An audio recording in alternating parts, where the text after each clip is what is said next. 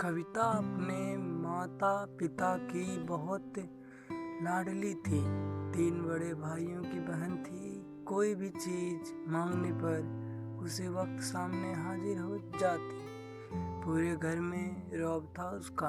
पूरे परिवार और नौकरों पर राजकुमारी की तरह हुक्म चलाती थी कविता।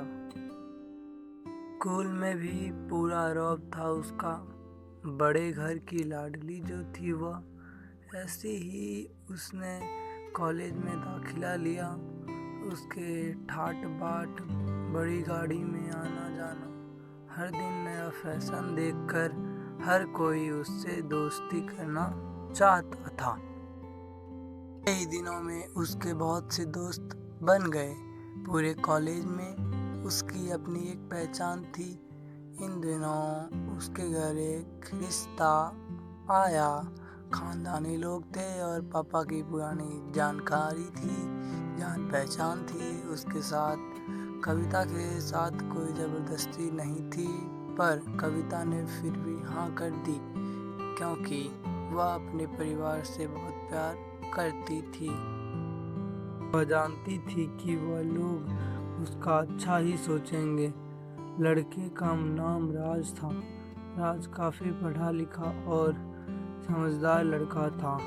ससुराल वाले भी बहुत अच्छे थे।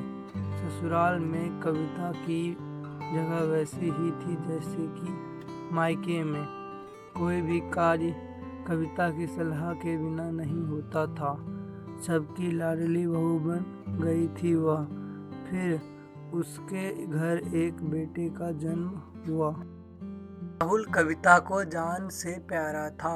पोता पाकर ससुराल वाले तो फूले नहीं समाते थे। कविता कभी कभी सोचती कि उसकी किस्मत कितनी अच्छी है। उसका हर अपना उसे कितना प्यार करता है। चाहे जीवन में कैसा भी समय आए, मेरे अपने हमेशा मेरे साथ हैं। मैं कभी अकेली नहीं हो सकती। इतनी खुशकिस्मत हूँ मैं, पर शायद कविता की खुशियों को उसकी अपनी ही नजर लग गई थी। एक दिन वह मायके जाने की जिद पर बैठी। राज को बहुत काम था, लेकिन फिर भी उसे ले गया। रास्ते में उनकी गाड़ी अन्य गाड़ी से टकरा गई। कविता, राज और राहुल बहुत बुरी तरह से जख्मी हो गए। काफी दिनों के इलाज के बाद राज और राहुल तो ठीक हो गए, लेकिन कविता पूरी तरह ठीक ना हो सकी। सर पर चोट लगने के कारण वह अपनी आंखों की रोशनी खो बैठी।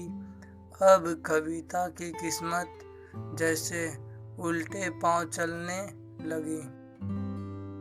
के वाले कुछ दिनों तक उसे मिलने आते रहे। फिर कभी कभार फोन ही करके पूछ लेते कि अब कैसी हो। धीरे धीरे ये सिलसिला भी कम हो गया। ससुराल वालों की सहानुभूति भी कम होने लगी।